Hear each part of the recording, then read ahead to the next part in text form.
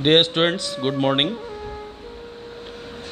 आज हम आपकी second poem the true beauty का अध्ययन करते हैं, जिसे थॉमस कैरियो ने लिखा है, जिनका जन्म 1595 में हुआ था और जिनकी मृत्यु 1639 में हुई थी।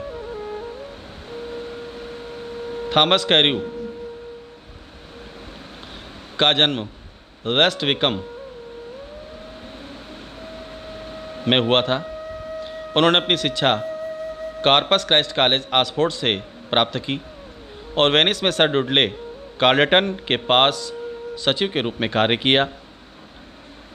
वे इंग्लैंड के राजा चार्ल्स फर्स्ट एवं चार्ल्स सेकंड के प्रिय कवि थे और उन्हीं के दरबार में नियुक्त हुए थे। उनकी मृत्यु 1640 में हुई थी। वह अपनी प्रेम कविताओं के लिए अधिक प्रसिद्ध है। द ट्रू ब्यूटी, सच्ची सुंदरता, वास्तविक सुंदरता, इस कविता में कवि ने आध्यात्मिक सौंदर्य का वर्णन किया है और शारीरिक सौंदर्य की निंदा की है। कवि कहता है कि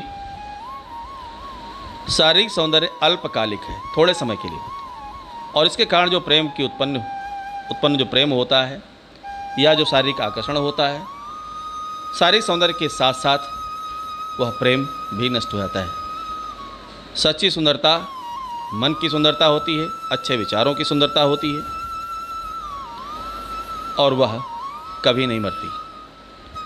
इन गुणों पर, आध्यात्मिक गुणों पर आधारित जो प्रेम होता है वह स्थायी होता है, एवरलास्टिंग होता है, अधिक दिनों तक बना रहता है।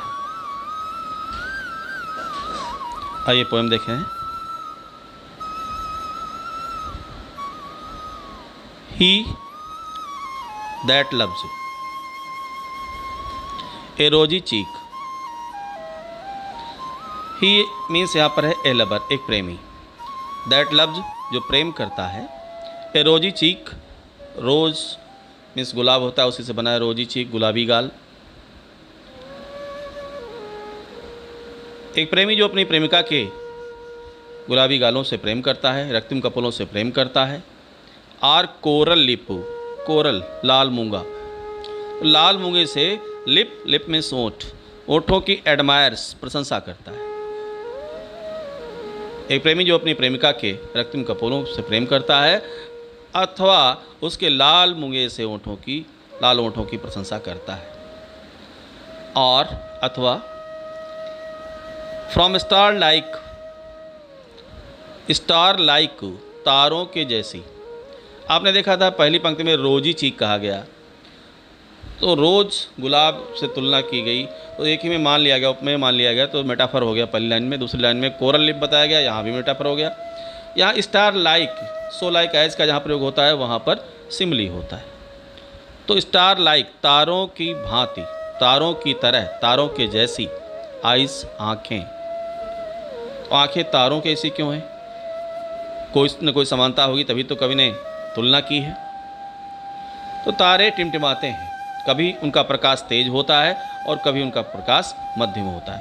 ठीक उसी तरह से आंखें भी ब्लिंकिंग करती हैं, पलकें चलती रहती हैं, कभी पूरी खुलती हैं और कभी थोड़ी ढकी रहती हैं। स्टार लाइक आइज उनको कहा गया, तारों की भांति टिमटिमाने वाली आंखें।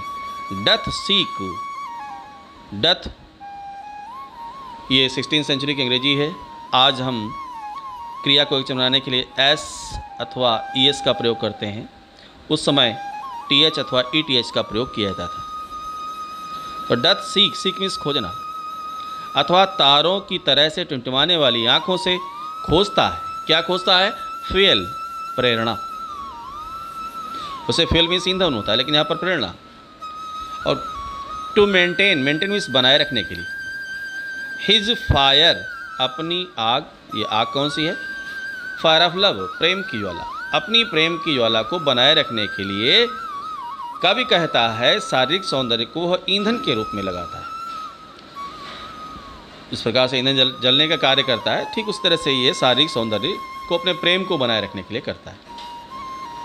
As the old time makes, जैसे वृद्धावस्था आती है, ओल्ड टाइम वृद्धावस्था, ओल्ड एज, मेक्स बना देती है दीज, इन वस्तुओं को, डीके मीन्स क्षय होना, नष्ट होना, पतन होना, तो इन वस्तुओं में पतन कर देती है।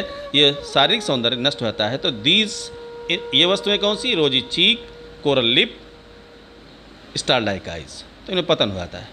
और जब ये वस्तुएं नष्ट हो जाती हैं तो सो इज फ्लेम्स, फ्लेम्स फिर वही फ्लेम्स ऑफ लव, उसके प्रेम की लपटें, प्रेम की ज्वाला, मस्ट वेस्ट अवे, वह भी नष्ट हो जाती है। वेस्ट अवे मीन्स नष्ट होना।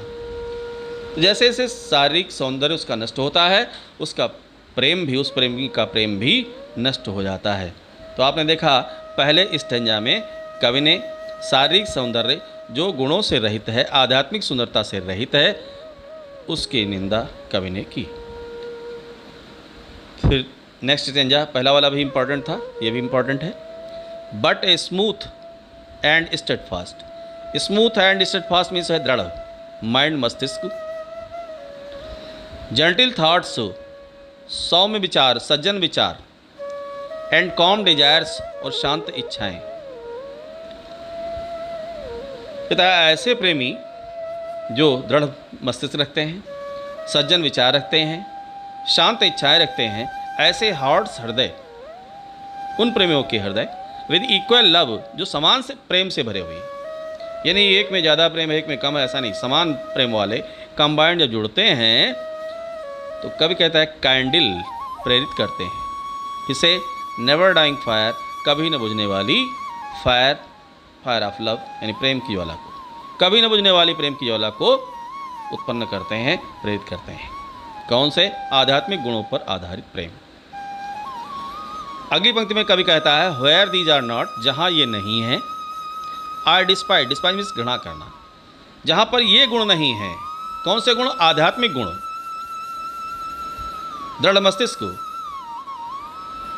सज्जन विचार, शांत इच्छाएं, ये आध्यात्मिक गुण जहाँ नहीं है तो कवि कहता है आई डिस्पाइज, मैं घृणा करता हूँ, लवली चीक्स, चाहे वो गुलाबी गाल हों, प्रिय गाल हों, और लिप्स, अथवा लाल मुगे के से होंठ हों, और आइज, अथवा तारों की भांति टिमटिमाने वाली आँखें हों, मैं इनसे घृणा करता हूँ। तो यहाँ कवि ने आपको बताने का प्रयास किया है, आपको बताया है कि शारीरिक सौंदर्य जो आध्यात्मिक गुणों से रहित है उसकी वह निंदा करता है। That's all.